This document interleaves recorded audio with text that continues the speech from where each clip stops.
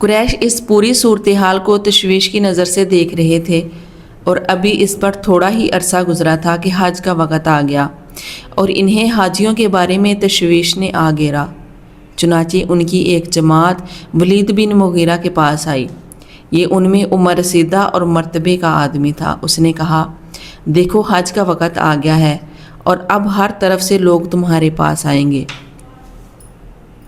और वो तुम्हारे इस साहब का मामला सुन ही चुके हैं, लिहाजा कोई एक राय तय कर लो और मुख्तलिफ बातें ना करना, वरना एक दूसरे को जुटला बैठोगे। लोगों ने कहा, आप ही कहें और हमारे लिए कोई राय तय कर दें। उसने कहा, नहीं, बल्कि तुम लोग कहो और मैं सुनूंगा। लोगों ने कहा, अच्छा तो हम कहेंगे कि वो काहिन है। उसने कहा, वो काहिन नहीं है, हमने काहनों को देखा है, उसमें ना तो उसकी सी गुनगुनाहट है ना तुकबंदी। लोगों ने कहा, तब हम कहेंगे कि वो पागल है। नाउज़ुबिल्लाह। उसने कहा, वो पागल भी नहीं है, हम लोग पागलपन को भी जानते पहचानते हैं, इसमें ना तो पागलों की सी गुठन है और ना उल्टी सीधी हरकतें, ना बहकी बहकी बातें। लोगों ने कहा, तब हम कहेंगे कि वो शायर है। उसने कहा, वो शायर भी नहीं है, हमें शेर व शायरी की तमाम किस्में मालूम है, वो शायर नहीं है। लोगों ने कहा, नौज़बिल्ला, अच्छा तो हम कहेंगे कि वो जादूगर है। उसने कहा, वो जादूगर भी नहीं है, हमने जादू और जादूगर सब देखे हैं, उसमें ना तो उसकी सी जाड़ फूंक है ना गिराबंदी। लोगों ने कहा, तब हम क्या कहें?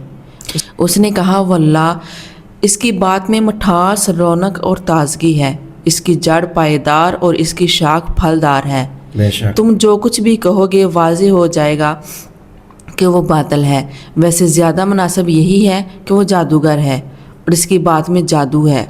वो इसके ज़रिए से बाप बेटे में, भाई भाई में, मियाँ बीवी में, आदमी और इसके ख़ानदान में तफरका डाल देता है। ये बात तय करके लोग वहाँ से उठे और उन्होंने हज के लिए आने वालों की राह में बैठना शुरू कर दिया। अब जो भी उनके पास से गुज़रता उससे आपकी बात का तज़किरा करते और डराते। नतीजा ये हुआ कि लोगों ने आपको देखने और सुनने से पहले ही आपका मामला जान लिया। उसके बाद जब हज के दिन आ गए तो नबी करीम सल्लल्लाहु अलैहि वसल्लम ने हाजियों के मजमों और डेरों में जा जाकर इन्हें इस्लाम की तरफ बुलाना शुरू किया। आप फरमाते, या अय्युहन नासु कूलू ला इलाहा इल्लल्लाहु तुफ्लिहू, लोगो ला इलाहा इल्लल्लाह कहो, कामयाब रहोगे। बेशक। इधर अबू लहब का ये हाल था कि वो आपके पीछे पीछे लगा रहता, जुटलाता जाता और तकलीफ़ भी पहुंचाता। इसी तरह इस हज से जब हज्जाज वापस आए तो पूरे अरब नबी करीम सल्लल्लाहु अलैहि वसल्लम का चर्चा फैल गया।